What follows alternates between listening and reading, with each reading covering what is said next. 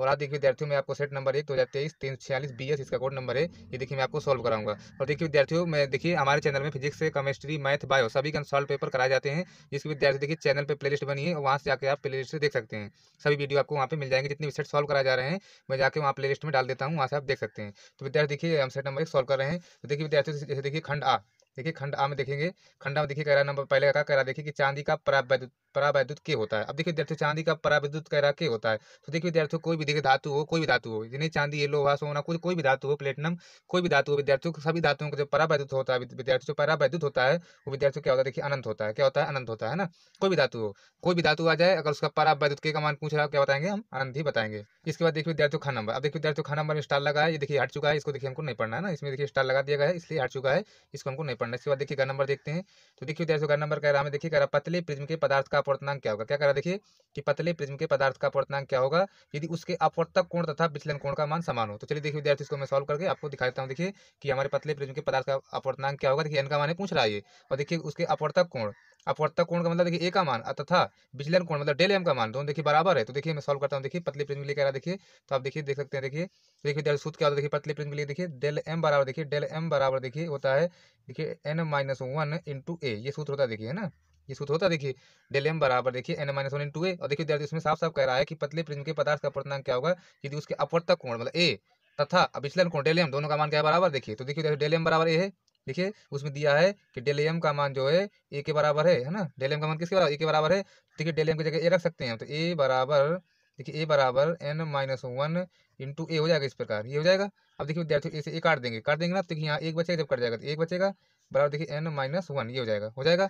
इसके बाद देखिए विद्यार्थियों अब देखिए -1 देखिए उठ के साइड आएगा, देखिए तो 1 + 1 बराबर n। तो देखिए n का मान कितना मिलेगा हमको, देखिए 2 मिलेगा ना, मतलब अपवर्तनांक हमको देखिए कितना मिला, दो अपवर्तनांक हमको देखिए मिल गया। तो देखिए इसमें कौन सा देखिए विद्यार्थियों अपवर्तनांक 2 मिला ना।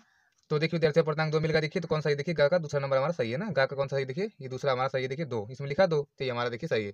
इसके बाद देखिए विद्यार्थी अगला देखिए घन नंबर के, देखिए घन नंबर कह रहा समीकरण देखिए 4 1H1 फिर देखिए 2He4 + 2 + 1 बीटा 0 + q व्यक्त करता है। देखिए विद्यार्थी की नाभिकीय संलयन को व्यक्त करता है। देखिए 1H1 + 1H1 + 1H1 + 1H1 है ना, देखिए 4 हाइड्रोजन परमाणु हो जाएंगे। तो देखिए देखिए हीलियम बनाएंगे ना, हीलियम 2He4 हीलियम बनाएंगे। देखिए तो ये जो क्रिया होती है विद्यार्थियों, ये हमें नाभिकीय संलयन की क्रिया होती है, किसकी?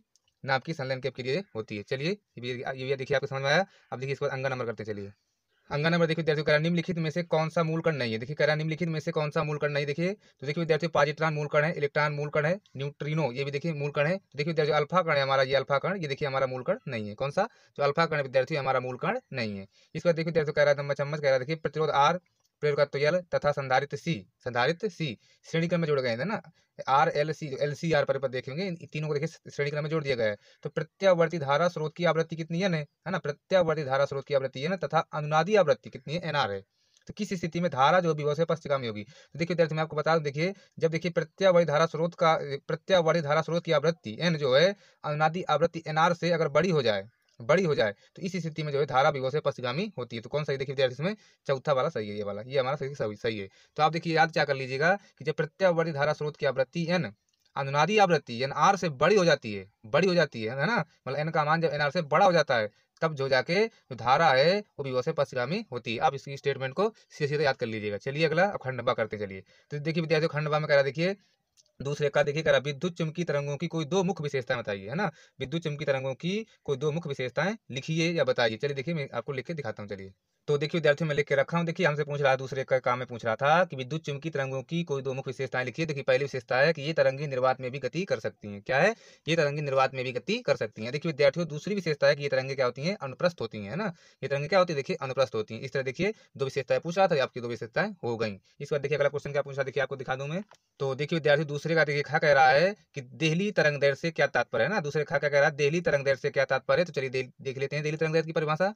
तो देखिए विद्यार्थी दूसरे खा में देखिए देहली तरंग दैर्ध्य परिभाषा क्या देखिए किसी धातु की सतह से, देखिए किसी धातु की सतह से आपतित विकिरण की वह अधिकतम तरंग दैर्ध्य जो जब धातु पर गिरती है तो धातु से इलेक्ट्रॉन उत्सर्जित हो जाता है। प्रकाश की उस अधिकतम तरंगदैर्घ्य को देहली तरंगदैर्घ्य कहते हैं। देखिए विद्यार्थियों, जब धातु की सतह होती है उसमें देखिए, जब प्रकाश जब उत्सर्जित मतलब प्रकाश की जब किरणें उसमें पड़ती हैं, जब प्रकाश की किरणें पड़ती हैं तो उससे क्या होता है, इलेक्ट्रॉन उत्सर्जित होने लगते हैं ना।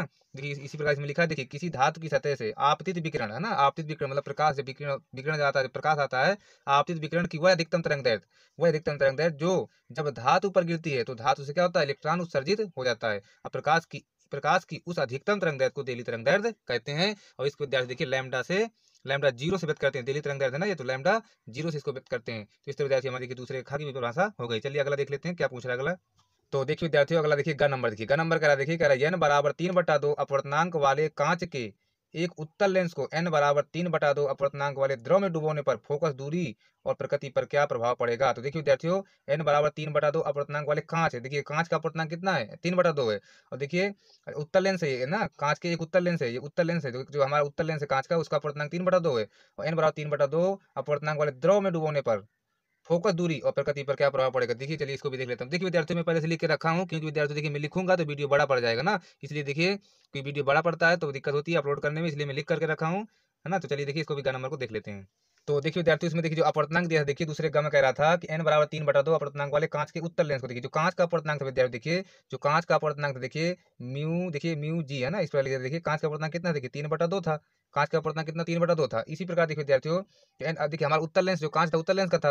और देखिए जो अपवर्तनांक द्रव का जो अपवर्तनांक था, देखिए लिक्विड जिसको बोलते हैं, देखिए म्यू यल, ये भी कितना था, देखिए 3/2 था, है ना। ये दोनों 3/2 दोनों थे। देखिए विद्यार्थी दोनों का अपवर्तनांक बराबर है। तो देखिए विद्यार्थियों, मैं तीनों कंडीशन इसमें लिख दिया हूं। देखिए जब देखिए द्रव का अपवर्तनांक, जब देखिए द्रव का अपवर्तनांक कांच के अपवर्तनांक से छोटा हो, अगर द्रव का अपवर्तनांक कांच के अपवर्तनांक से क्या हो, छोटा हो, तो देखिए फोकस दूरी बढ़ेगी, है ना। फोकस दूरी में कह रहा है, उसमें देखिए पूछ क्या रहा है, उसमें पूछ रहा है हमसे कि फोकस दूरी और प्रकृति पर क्या प्रभाव पड़ेगा। तो देखिए मैं तीनों कंडीशन लिख दिया हूं। देखिए अभी आप समझ में आ जाएगा, देखिए मतलब तीनों में से कोई भी पूछ सकता है आपसे वो। अगर देखिए जैसे देखिए द्रव का अपवर्तनांक, द्रव का लिक्विड है ना, ये द्रव का अपवर्तनाक कांच के अपवर्तनांक से कम हो तो फोकस दूरी क्या होगी, बढ़ेगी। और देखिए प्रकृति नहीं बदलेगी, उत्तल लेंस है तो उत्तल लेंस ही वो रहेगा। और इसमें देखिए यदि देखिए अगर देखिए द्रव का अपवर्तनांक और कांच का अपवर्तनांक दोनों बराबर आ जाए, जैसे जैसे देखिए हमारे सवाल में कह रहा था, देखिए ये वाला, ये उत्तर इसका ये है, देखिए है ना, उत्तर इसका ये है, क्योंकि दोनों अपवर्तनांक बराबर देखिए ना, द्रव का अपवर्तनांक और कांच का अपवर्तनांक जब दोनों बराबर हो तो देखिए फोकस दूरी क्या होगी, फोकस दूरी अनंत हो जाएगी। और देखिए प्रकृति क्या होगी, प्रकृति समतल कांच की प्रकार व्यवहार करेगा। जो हमारा वो उत्तर लेंस है ना, उसमें उत्तर लेंस दिया है ना, उत्तर लेंस है ना, तो उसकी फोकस दूरी अनंत होगी। उत्तर लेंस, उसमें उत्तर लेंस दिया था, देखिए है ना, तो उत्तर लेंस है उसमें, उसकी फोकस दूरी क्या अनंत होगी। और प्रकृति में क्या होगी, वो जो है समतल कांच की तरह व्यवहार करेगा। इसी प्रकार देखिए इसमें, अगर इसमें देखिए विद्यार्थियों, इसमें देखिए अगर देखिए यदि देखिए द्रव का अपवर्तनांक कांच के अपवर्तनांक से ज्यादा हो जाए, द्रव का अपवर्तनांक कांच के अपवर्तनांक से क्या हो जाए, द्रव लिक्विड, द्रव का अपवर्तनांक कांच के अपवर्तनांक ज्यादा हो जाए तो देखिए फोकस दूरी का चिन्ह परिवर्तित हो जाएगा, मतलब फोकस दूरी का चिन्ह बदल जाएगा। और देखिए जो उत्तर लेंस है वो अवतल लेंस की बात ही व्यवहार करेगा। तो इस तरह विद्यार्थी आपको समझ में आया होगा। चलिए इसके बाद देखिए तो अगला क्वेश्चन करते हैं, अंगा नंबर करते हैं। चलिए तो देखिए विद्यार्थी अंगा नंबर क्वेश्चन देख ले। देखिए अंगा नंबर क्या है, देखिए 7n के पावर 14 नाभिक पर कूलाम में आवेश की गणना कीजिए। चलिए देखिए 7n के पावर 14 नाभिक पर कूलाम में आवेश की गणना कीजिए। चलिए इसके देखिए आवेश की गणना कर लेते हैं, क्योंकि मान पूछा। चलिए तो देखिए विद्यार्थी उसमें क्या लिखा है, देखिए 7n के पावर 14 लिखा था, इस प्रकार लिखा था ना, 7n के पावर 14 में कह रहा था आवेश की गणना कीजिए, है ना। आवेश की कूलाम में कह रहा है आवेश की गणना कीजिए, है ना। कूलाम में मतलब कूलाम तो आवेश का मात्रक होता है, उसी में गणना कह रहा था कीजिए। देखिए देखिए जैसे क्यू बराबर क्या होता है, देखिए n इंटू ई होता है ना। देखिए तो क्यू बराबर n, देखिए n क्या, देखिए संख्या होती है, देखिए है ना, इलेक्ट्रॉनों की संख्या, ये प्रोटॉनों की संख्या, देखिए तो कितनी, देखिए 7 है ना, यहाँ पे देखिए 7 है, देखिए ये प्रोटॉन है, प्रोटॉन संख्या कितनी, देखिए 7 है, यहाँ पे देखिए 7 लिख देते हैं, 7 गुणे इलेक्ट्रॉन का आवेश कितना हो, देखिए इलेक्ट्रॉन का आवेश होता है 1.6 गुणे 10 के पावर माइनस का 19 होता है, ये होता है ना। ये क्यू बराबर कितना जाएगा, देखिए क्यू बराबर 16 सत्ते 112, तो 112 इस प्रकार लिख देंगे, एक अंक बाद ये लगा दिया, गुणे 10 के पावर माइनस का 19 लिख दिया। और देखिए आवेश है, आवेश का मतलब क्या होता है, कूलाम होता है, तो इस प्रकार देखिए कूलाम लिख देंगे। और यही देखिए विद्यार्थी हमारे प्रश्न का क्या हो जाएगा, ये आंसर हो जाएगा। तो चलिए देखिए आपको समझ में आएगा, छोटा सा प्रश्न था। इसके बाद देखिए अंक के बाद क्या, चम्मच, चम्मच नंबर देखिए ना, इसको चार चम्मच बोलते हैं। चलिए उसको भी करते हैं। तो देख लीजिए विद्यार्थियों, अगला चम्मच नंबर देखिए क्या कह रहा है, देखिए कह रहा एक हेनरी स्वप्रेरकत्व को परिभाषित कीजिए, है ना। कह रहा एक हेनरी स्वप्रेरकत्व को परिभाषित कीजिए। चलिए देखिए एक हेनरी स्वप्रेरकत्व की परिभाषा में लिख करके रखा हूँ, आपको देखिए दिखा देता हूँ। इसके बाद देखिए खंड सा करेंगे, देखिए वेरी वेरी इंपॉर्टेंट क्वेश्चन है, देखिए इनको मैं सॉल्व कराऊंगा आपको। चलिए देखिए पर एक हेनरी स्वप्रेरकत्व की परिभाषा देख लेते चलिए। तो देखिए विद्यार्थी एक हेनरी स्वप्रेरकत्व की परिभाषा पूछ रहा था ना, देखिए क्या लिखेंगे, यदि किसी कुंडली में 1 एम्पीयर की धारा बहने पर उसके साथ एक वेबर का चुंबकीय फ्लक्स संबद्ध होता है ना। यदि किसी कुंडली में 1 एम्पीयर की धारा बहने पर उसके साथ 1 वेबर का चुंबकीय फ्लक्स संबद्ध होता है तो उस कुंडली का 100% 1 हेनरी होगा। ये विद्यार्थी हमसे पूछ रहा था, इसको देखिए आप नोट कर लीजिए या स्क्रीनशॉट ले लीजिए या याद कर लीजिए, है ना। आपको देखिए तैयार कर लीजिएगा, क्योंकि विद्यार्थी की अनसॉल्व्ड पेपर सॉल्व कर रहे हैं, अनसॉल्व्ड पेपर का हर एक क्वेश्चन आपके लिए इंपॉर्टेंट है। और डायरेक्ट जो है जब अगर आप काफी सेट सॉल्व कर लेंगे ना, 14-15 सेट, तो आपको एकदम कॉन्फिडेंस, आपके अंदर एकदम कॉन्फिडेंस आ जाएगा और आप खटाक से पेपर को सॉल्व करके बोर्ड पर चले जाएंगे। तो इसलिए विद्यार्थियों, आप अनसॉल्व्ड पेपर जरूर सॉल्व कीजिएगा। मैं कह रहा हूँ ये आपसे बार बार, अनसॉल्व्ड पेपर से ही आपका अच्छा रिजल्ट आएगा, क्योंकि पूरा अनसॉल्व्ड पेपर जो है उसमें आ जाता है। तो चलिए विद्यार्थी, इसके बाद खंड सा को सॉल्व करते चलिए।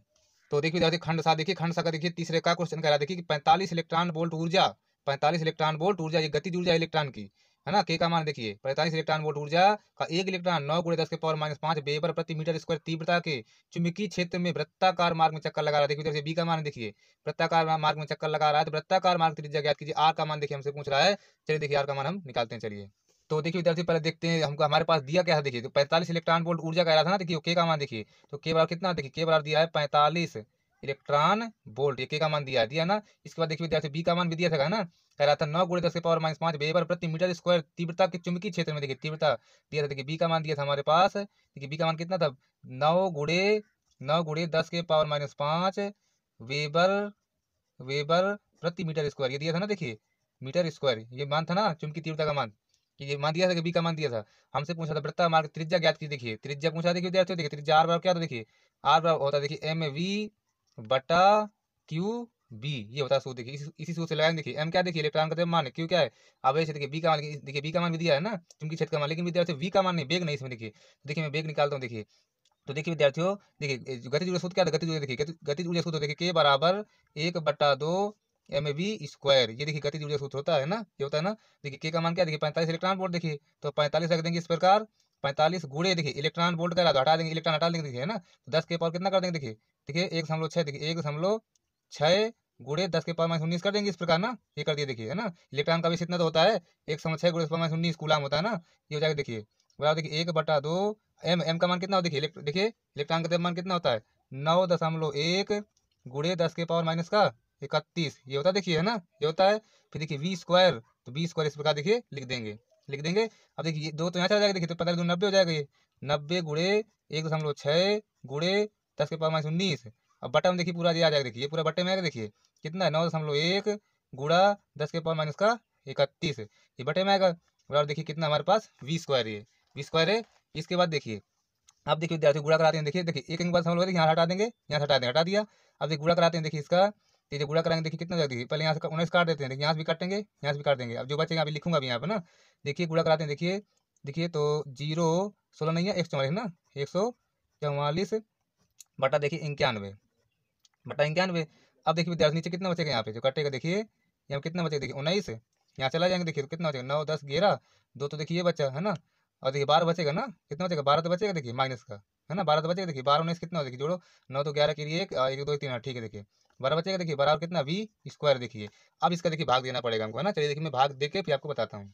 देखिए विद्यार्थी, देखिए जब इसका देखिए भाग देंगे, देखिए तो कितना है, देखिए 15.82 लगभग आएगा ना, भाग आप देख लीजिए, मैं भाग दे के दे लिया हूँ। देखिए ऊपर जाएगा, देखिए 10 के पावर ये 12 हो जाएगा, ये देखिए ये 12 हो जाएगा। अब बराबर देखिए v²। अब देखिए इसके बाद देखिए विद्यार्थी, यहीं पे मशक्कत कुछ भी काफी विद्यार्थी 90% विद्यार्थी यहाँ सॉल्व नहीं कर पाते, वी का मान निकाल पाते। देखिए अब देखिए वी का मान निकालूंगे, देखिए रूट के अंदर आएगा, देखिए है ना, ये देखिए स्क्वायर रूट के अंदर आएगा, देखिए 15.82 गुणा देखिए 10 के पावर 12, ये हो जाएगा ना, ये हो जाएगा, ठीक है। इसके बाद देखिए ये तो देखिए 10 के पावर 6, 10 के पावर 6 जोड़ा बन जाएगा, 12 आ जाएगा। लेकिन इसको देखिए किस प्रकार बाहर निकालेंगे, तो देखिए विद्यार्थी मैं आपको दिखाता हूँ किस प्रकार देखिए मैं निकालूंगा, देखिए आप देख लीजिएगा।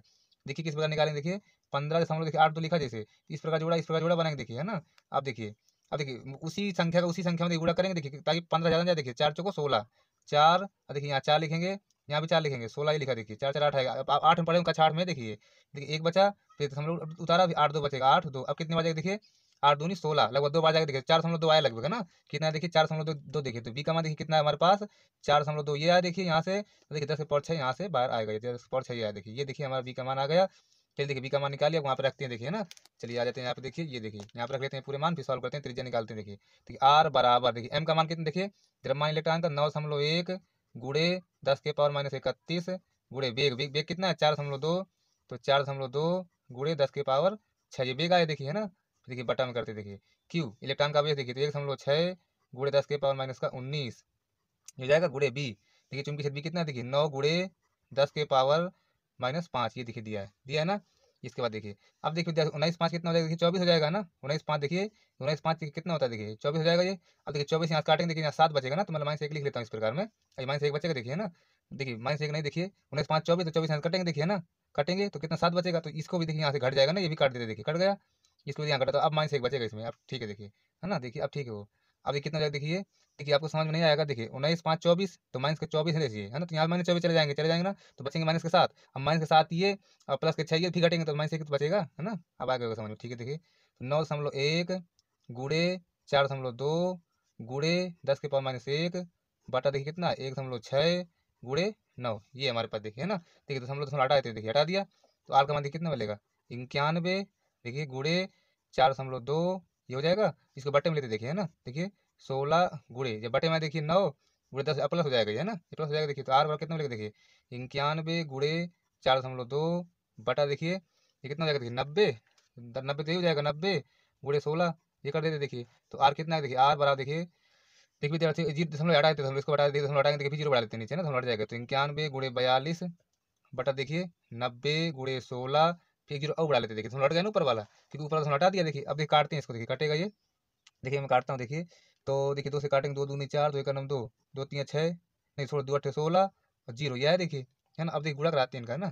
चलिए गुणा करा लेते हैं, फिर देखिए गुणा किन किन कराएंगे, देखिए आर बराबर देखिए गुणा कराएंगे तो 91 गुड़े 21, और ये देखिए कितना है, देखिए 90 गुड़े 80, है ना। इनका गुणा करा लेते हैं, फिर उसी हिसाब देखेंगे कितना आता है उत्तर ना। चलिए देखिए गुणा करा के बताता हूँ आपको। तो देखिए विद्यार्थी देखिए इनका देखिए गुणा कराएंगे, देखिए तो कितना है, देखिए 19 11 आएगा ना। देखिए गुणा करा लीजिएगा आप, देखिए कैलकुलेशन में आप कर लीजिएगा स्वयं, है ना। देखिए गलत भी हो जाए तो कोई दिक्कत नहीं, देखिए कैलकुलेशन गारंटी नहीं रहती। देखिए तो इनके गुणा देखिए 21 कराएंगे, देखिए है ना। तो 19 11 देखिए इनका देखिए गुणा कराएंगे, देखिए तो 7200 लगभग आ गया है। 7200 देखिए जब भाग देंगे, देखिए तो लगभग उत्तर हमारा देखिए कितना जाएगा, जब भाग देंगे तो 0.25 लगभग मीटर में आ जाएगा उत्तर हमारा, इतना देखिए त्रिज्या हमारी आ जाएगी, है ना। आप देखिए कैलकुलेशन स्वयं कीजिएगा, है ना। देखिए इस तरह देखिए सॉल्व होगा, देखिए आपको मेथड पता हो गया, आप कैलकुलेशन कर लीजिएगा। तो चलिए विद्यार्थी अगला क्वेश्चन देखिए करते हैं। देखिए अगला क्वेश्चन मैं आपको दिखा दी कौन सा, देखिए तो देखिए विद्यार्थी अगला क्वेश्चन देखते हैं। देखिए अगला देखिए, ये देखिए है ना, खा नंबर का, देखिए एम द्रव्यमान तथा क्यू आवेश का एक कण एक समान विद्युत क्षेत्र ई में विरामावस्था से चलकर डी दूरी तय करता है। सिद्ध कीजिए कि कण द्वारा अर्जित वेग v बराबर √2QED बटा m। देखिए हमको देखिए लाना चाहिए, देखिए इसको भी सॉल्व करते हैं। तो देखिए विद्यार्थी देखिए जो हमारा खा नंबर देखिए उसमें दिया क्या क्या क्या पहले उसको देखिए लिखते हैं। देखिए क्या एम द्रव्यमान, देखिए द्रव्यमान कितना, देखिए एम है, एम द्रव्यमान है ना। और देखिए एम द्रव्यमान हो गया हमारा। इसके बाद ये आवेश क्यू, ये क्यू आवेश है ना, का एक मूल कण कह रहा है एक समान विद्युत क्षेत्र ई में। देखिए विद्युत क्षेत्र ई कह रहा है, विद्युत क्षेत्र ई में विरामावस्था चलकर डी दूरी तय कर देगी। दूरी कितनी है, डी दूरी कितनी है, देखिए डी दूरी क्या तय करता है ना। तो क्या सिद्ध कीजिए, सिद्ध क्या करना, देखिए हमको, देखिए हमको सिद्ध करना, देखिए मैं लिख दूं सिद्ध करना है, देखिए सिद्ध करना है।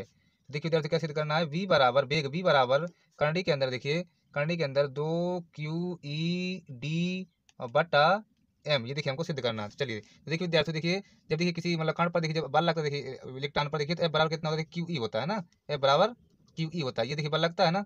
अब देखिए जब कोई इलेक्ट्रॉन देखिए चक्कर लगा रहा है, देखिए तो उसके देखिए अब केंद्र बल होता है, देखिए F बराबर ma होता है, देखिए ना बल F बराबर ma होता है। तो F बराबर कितना, देखिए ma भी होता है, देखिए है ना। देखिए आप लिख दो चूंकि देखिए F बराबर ma भी होता है ना, F बराबर ma ये भी होता है। देखिए देखिए ये कण पर लगने वाला बल है F बराबर QE। और जब कोई कण देखिए ये चक्कर लगाता है किसी वृत्ताकार पथ पर, तो जो अब केंद्र बल जिसको कहते हैं, जो केंद्र की तरफ लगता है, देखिए F बराबर m × a होता है ये। तो यहाँ पर रखेंगे देखिए ma बराबर QE, ये हो जाएगा। देखिए यहाँ देखिए ए का मान निकाल लेते हैं त्वरण का, है ना, क्योंकि हमको ये थोड़ी चाहिए सिद्ध करने में। तो ए का मान निकाल लेते, देखिए ए बराबर आ जाएगा, देखिए QE बटा m, ये देखिए आ जाएगा ए। इसके बाद देखिए विद्यार्थियों देखिए इसके बाद देखिए गति से समीकरण लगाएंगे। देखिए गति से समीकरण क्या, देखिए v² बराबर u² प्लस 2as, ये होता है गति का, है ना, ये तो होता है। तो देखिए विद्यार्थी देखिए कण विरामावस्था से, है ना, कण विरामावस्था में तो जो प्रारंभिक वेग होगा, देखिए u का मान वो 0 होगा, अंतिम वेग नहीं होगा 0, अंतिम वेग तो पूछ रहा है वो, क्योंकि कण विरामावस्था में, जब कण विरामावस्था में तो प्रारंभिक वेग क्या होगा, 0 होगा। तो देखिए एस का मान क्या, दूरी दूरी डी दी है उसमें, तो दूरी डी लिखेंगे। देखिए तो v² जब कहते हैं रख दूंगा मैं, u² का मान 0 प्लस 2a का मान कितना, देखिए